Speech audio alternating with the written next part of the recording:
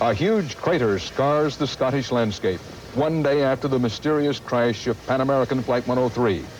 In this season of peace on Earth, growing suspicion of sabotage in the sky. U.S. officials now concede there was a bomb threat, but they kept it from the flying public. Relatives of the dead want to know why. That makes me better now. God! What right do they have of taking an airplane up when they know there's a possible terrorist attack? This is the CBS Evening News. Dan Rather reporting. Good evening. The investigation into the Christmas-time crash of a Pan American Airways jumbo jetliner in Scotland intensified today. The focus now on possible terrorism. Mounting evidence points to some kind of explosion on board that 747. Reagan-Bush administration officials acknowledged today that an anonymous caller had threatened to blow up a Pan Am plane sometime this month. The officials scrambled to try to explain and defend their decision to keep that threat from the public. A spokeswoman at the FAA asked, and I quote, "Why scare the public to death?" Word of this keep them in the dark policy outraged grieving families of the crash victims. The toll, now 259 killed aboard the plane, at least 22 more persons killed on the ground. Major discovery today, the jumbo jet's flight recorders. They could provide clues to what happened in the final moments of Flight 103.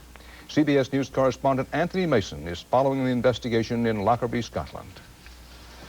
It's the sweeping trail of debris scattered over the Scottish countryside that's convinced many experts that Flight 103 was blown apart. In daylight today, investigators followed an eerie path of destruction. Seat cushions and oxygen masks in the streets, a briefcase, and bodies strewn for miles. All of those things combined certainly lead one to believe that there could very well have been an explosion. Flight 103 had just crossed the Scottish border at 31,000 feet last night. When it began its turn west towards New York, it suddenly went off the radar screen. Within seconds, the cockpit fell out of the sky some 3 miles south of Lockerbie. A huge section of the aircraft hit the main highway in town, and its debris set dozens of homes on fire. Cabin doors landed miles away in Langham, and clothing was found near Westerkirk. Today, a helicopter search crew discovered perhaps the most valuable piece of evidence, the plane's in-flight recording equipment. Investigators hope the black box will reveal what happened here last night. Before it crashed in the Scottish hills, Pan Am Flight 103 was on course, on schedule, and gave no signal of distress. I would have thought the circumstances, the way in which witnesses say the aircraft appears to have exploded in midair, and the warning that apparently was given do point to a terrorist attack. Today, an anonymous caller to the Associated Press in London claimed the Pan Am jet was blown up in retaliation for the United States downing of an Iranian Airbus in Gulf waters in July. But the Iranian government quickly denied any involvement. Search parties were sent out over the hills this morning to look for bodies and debris. When we get over the other side, keep your eyes up in the trees and things. While American and British investigation teams spent much of their time studying the cockpit, the largest surviving section of the plane. Well, really anything and everything is what we're looking for, evidence that we'll be piecing together. But increasingly on the Scottish hillside, what investigators are looking for is any sign of a smoking gun. An undetected device that may have blown Flight 103 out of the Scottish sky. Anthony Mason, CBS News, Lockerbie, Scotland. Amid the growing talk of sabotage as the possible cause of the Pan Am 103 disaster, this much is known. Fact. The U.S. State Department was forced to admit today it knew and warned its own embassies 2.5 weeks ago of a bomb threat against Pan Am jetliners bound from Frankfurt to New York. Fact. Pan Am was warned, sort of, by the Federal Aviation Administration. Fact, no one warned the U.S. Army or the flying public. CBS News Defense Department correspondent David Martin and State Department correspondent Wyatt Andrews have been investigating the threat that came in and the very limited warning that went out. The anonymous phone call to the U.S. Embassy in Helsinki, Finland came just 2.5 weeks ago. It was very specific and perhaps very prophetic. On December 5, 1988, an unidentified individual telephoned the U.S. Embassy in Helsinki and stated that sometime within the next 2 weeks there would be a bombing attempt against a Pan American aircraft flying from Frankfurt to the U.S. According to this bulletin sent out by the Federal Aviation Administration and obtained by CBS affiliate WAGA in Atlanta, the caller spoke with a Middle East accent and identified two individuals, Yassan Garadat and Abdullah, as being part of the plot. The caller claimed they had ties to the notorious Abu Nidal organization and that the explosive device would be carried by an unwitting Finnish woman. The FAA said, quote, "The reliability of the information cannot be assessed at this point," but it directed that all U.S. airlines serving Europe and all U.S. embassies in Europe be warned. Finnish police did not take the threat as seriously. The Finnish police told us right at the outset, when they looked into it, that they felt that the caller was probably committing a hoax. They did not put much credibility in it. Despite the striking similarity between the anonymous phone call and what happened to PanAm Flight 103, U.S. officials caution there is as yet no hard evidence a bomb went off aboard the plane. We don't know at this point whether this is a terrorist incident. There are pretty clear indications now coming in that the weather in the area, the winds were very high where the plane was flying. The anonymous caller mentioned Abu Nidal. Although Abu Nidal is responsible for some of the worst terrorist attacks on record, airplane bombings have not been one of his tactics. But there is always a first time. The anonymous caller said the bomb would be carried by a Finnish woman. One of Abu Nidal's top lieutenants, who engineered last summer's attack against a Greek ferry, is married to a Finnish woman. Authorities are now checking whether she or any other woman with a Finnish name boarded PanAm Flight 103 in Frankfurt. Abu Nidal is not the only suspect, but U.S. officials do not give much credence to the after-the-fact claim by the pro-Iranian group Guardians of the Islamic Revolution that it was revenge for the USS Vincennes' downing of Iran Air. There is simply no way that we can verify this claim. The first order of business is to establish the cause of the crash. President Reagan has dispatched teams from the FBI, FAA, and National Transportation Safety Board to aid British authorities in the investigation. David Martin, CBS News, the Pentagon. Hoax or no hoax, the U.S. government took the Helsinki threat seriously. The State Department admits it sent warnings to the FAA and to every U.S. embassy in Europe, but it did not warn U.S. servicemen and decided to say nothing in public. Our focus has been on alerting those who are responsible for security arrangements. We want to alert those people who can do something about the threat. The public was not told about this threat, officials say, because threats like it happen all the time. 106 threats since September, almost one a day. Going public with every threat taken seriously would shut down the airlines. There are so many of them that if you paid attention to all of them and planned your travel accordingly, you would never go anywhere. But if anything, this threat against Pan Am was taken more seriously than most. The Frankfurt airport said it beefed up security when it got the warning. And U.S. embassy officials in Moscow put up this warning notice, bomb threat, it said, because so many Americans in Moscow fly Pan Am to Frankfurt. We notified our embassy community here in Moscow. This is a route that we frequently travel from Moscow, and we notified our people routinely. The troubling question now is, how is the public protected by a warning system designed to help embassies and airlines? Pan Am today said it, too, beefed up security at Frankfurt in response to the Helsinki threat. But there was no public notice of that before and no acknowledgement of the threat last night. Has Pan Am received any kind of threats in the past weeks or months? No, sir. Still, it's likely Pan Am was only following an unwritten rule outlined today by the president-elect, that the public should be warned of a terrorist threat only if the threat is precise. If you had hard evidence that a specific flight was going to be threatened or that the threat could not be contained, clearly you would want to serve the public good by notifying people. The State Department worked hard today to avoid the image that it's been busy protecting diplomats at the expense of the American public. Officials here are insistent that if a public warning were issued for every threat received, any nut with a telephone could cause chaos. Wyatt Andrews, CBS News, the State Department. Emphasizing once again, no one knows what caused the plane to crash. It may or may not have been sabotage. Ordinarily, this is a joyous time on a college campus, holiday coming up, a time of winter dreams. but as many as 38 Syracuse University students who were studying abroad died in the Pan Am crash. And today, correspondent Richard Roth reports Syracuse is a campus dressed in mourning. Syracuse University Chancellor Melvin Eggers says students who are scheduled to take exams today and tomorrow will not be required to take the tests. Eggers said at a press conference... A relaxation of the rules today for final exams was the smallest of signs that this giant campus had been touched by tragedy. Most of Syracuse University's 16,000 students were already gone for the holidays. We have not been able to identify them. Those left behind became a small community with a common bond of sorrow and disbelief. It's just something that you just keep turning over and over in your head, and it's really hard to believe. I've seen the list. Yeah. Her name was on there? I saw the list. As most of you know, there has been a tragic plane crash. A basketball game last night wasn't canceled, it was just delayed for a moment of silence. A decision that brought some criticism.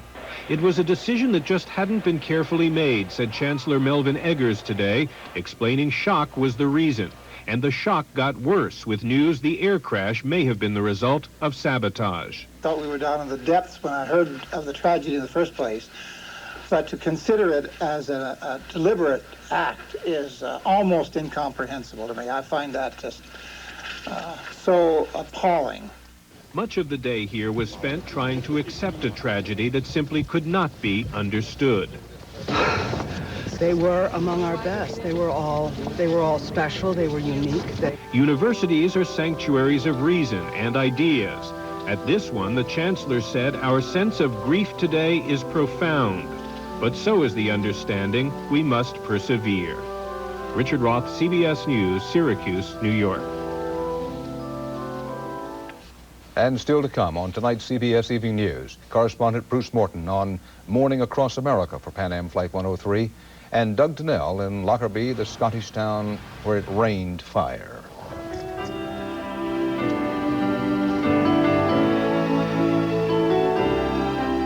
There is no official conclusive word yet on why Flight 103 crashed. It is possible we may never know exactly what went so terribly wrong, and there are a lot of possibilities.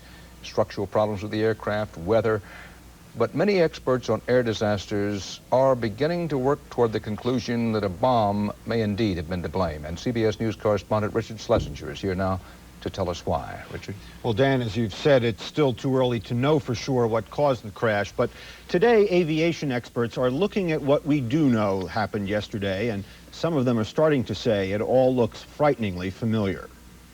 The International Air Transport Association says there are chilling similarities between yesterday's crash and the 1985 crash of an Air India 747. Investigators blamed that crash off the Irish coast on a bomb. In both cases, there was no indication of trouble before the planes went down. Both planes dropped off radar screens while at their cruising altitudes, considered the safest part of any flight. And in both cases, radio contact with the planes was lost suddenly. The Air Transport Association compared the Pan Am and Air India crashes to a third disaster, the 1985 crash of a Japan Airlines 747, which investigators blamed on a cracked pressure bulkhead. The pilot of that plane was able to continue flying it for 20 minutes as he searched in vain for an emergency landing strip. Since the pilot of PanAm 103 was unable to control his plane, one Air Transport Association official said what happened on board that aircraft had to be something quite spectacular. Once the team of investigators can examine the wreckage of Flight 103, it should be able to determine if a bomb brought the plane down. There would be holes in it from flying debris from material in the neighborhood of the bomb. Some aviation experts say the plane could have come apart because of a structural failure, but as in the Japan Airlines accident, that probably would have given the pilot time to try something or tell somebody. It may be pretty dramatic on the inside in terms of the loss of pressure, but it's generally not a fatal thing. And the 747 has shown itself to be a pretty rugged airplane that can withstand a lot of punishment. That may argue in favor of the bomb theory, but airplanes are complex machines, and Dan, a lot of things could have gone wrong in the final moments of Flight 103. Indeed, they could have. Thanks, Richard. The village where Flight 103 crashed was still in shock today. The people who live there surrounded, literally consumed by death and destruction. Doug Tennell reports on the physical and emotional wounds in Lockerbie, Scotland, a town that will never be the same. When the 300 tons of jumbo jet that was PanAm 103 hurtled into this Scottish border town, it smashed the homes of people here and the spirit of an entire community.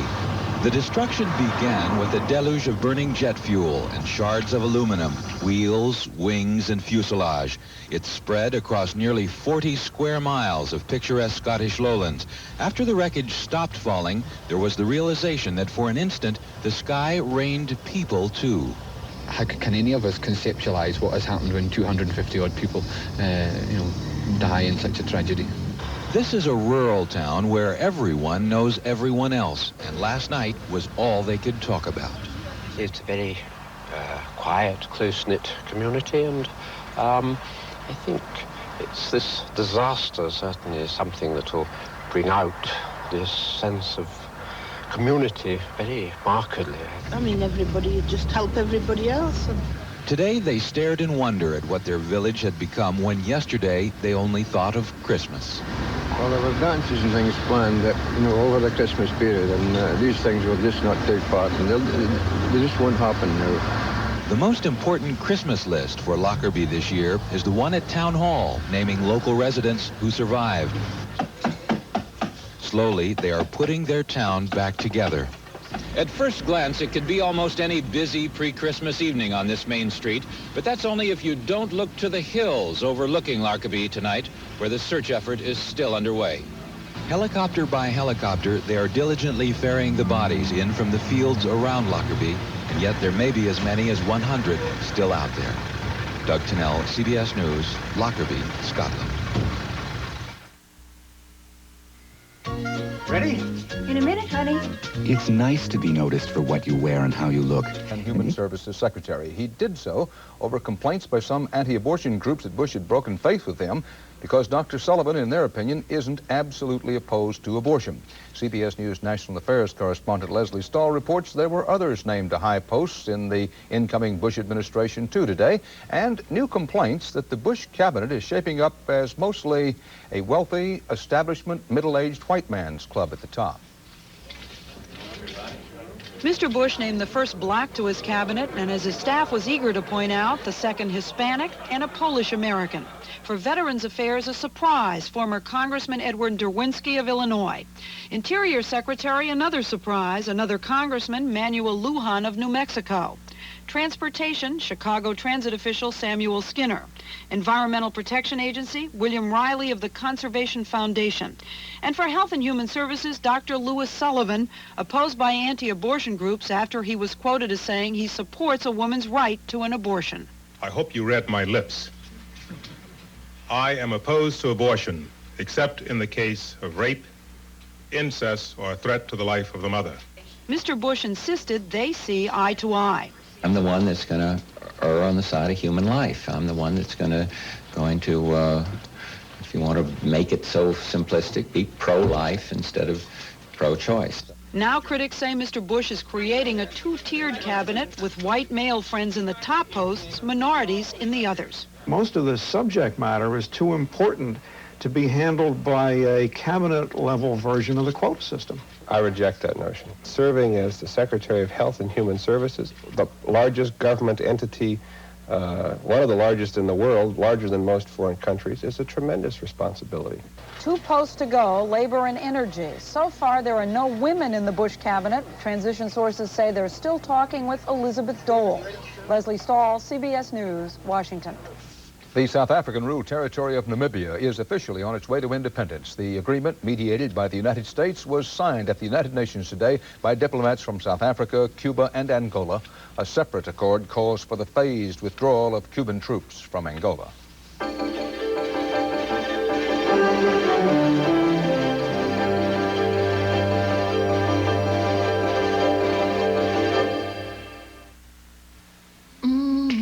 I don't know. What's missing in these new special request soups from Campbell's? I don't know. Want to guess? I don't know. About a third of the salt. That's what Campbell's soups are. Good. This is it. The big night is almost here when I'll announce 7 winning numbers for 7 big prizes up to $10 million. January 27th is Get Rich Night at American Family, and you get 7 chances to win. You may be our next multimillionaire. Just like us. $10 million, all for you. Enter fast, win fast in America's only sweepstakes with my picture. Last chance. Enter now.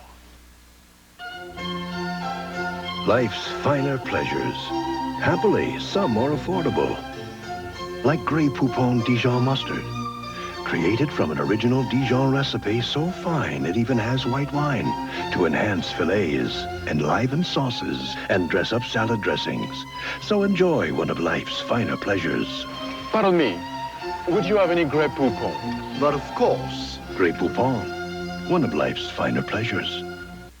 I woke up with a sinus cold. Pain, congestion, pressure. I took new maximum strength Dristan. I'm here. New maximum strength Dristan to unclog congestion, relieve pressure and pain. And I'm not drowsy. New maximum strength Dristan for tough sinus colds. The dead are not the only casualties in a catastrophe like the crash in Scotland. It is the living, the family and friends who must cope with pain and grief and sometimes with anger. Bruce Morton has the survivor's story. It is Christmas, the season of joy, the celebration of a birth. In many homes, a time to mourn. I think it's most one of the awfulest things that could ever happen. Awful. Barbara Wilson's daughter was a junior at Syracuse. She died in the crash.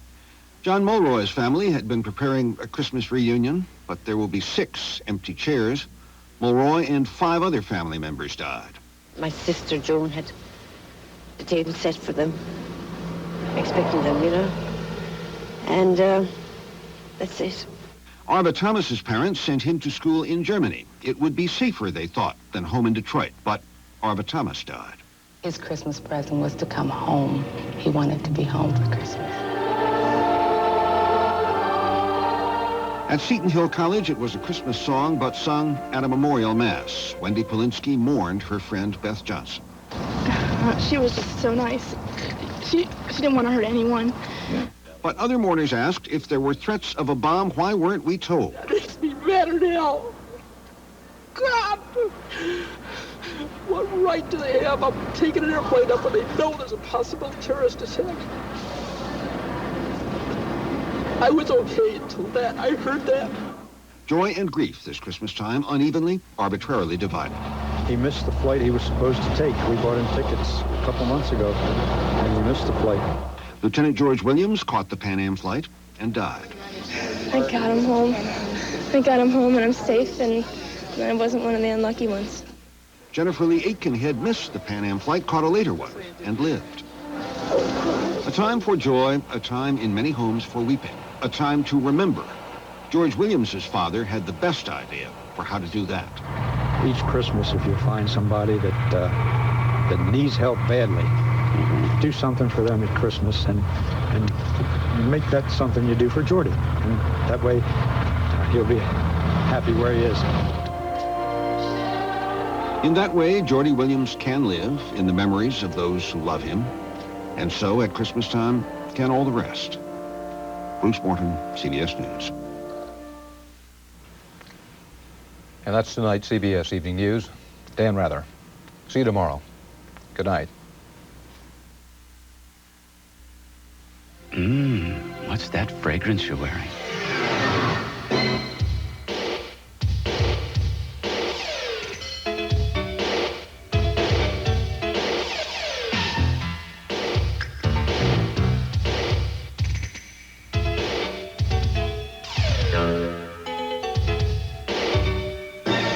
Make a statement without saying a word.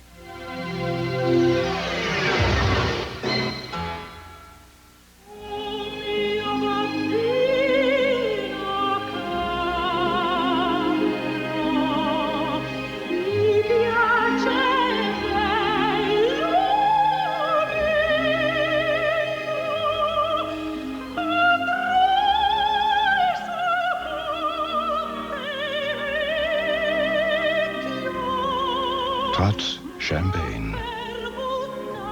Tonight. I can't get out of bed. Ever notice how even the smallest cold turns everything into a big effort? What a drag! It's time to get the big relief of Dimetap in 12-hour extend tabs. Dimetap is recommended millions of times by doctors and pharmacists. So you have a cold? I've got just the thing. Dimetap. It gets things back to normal.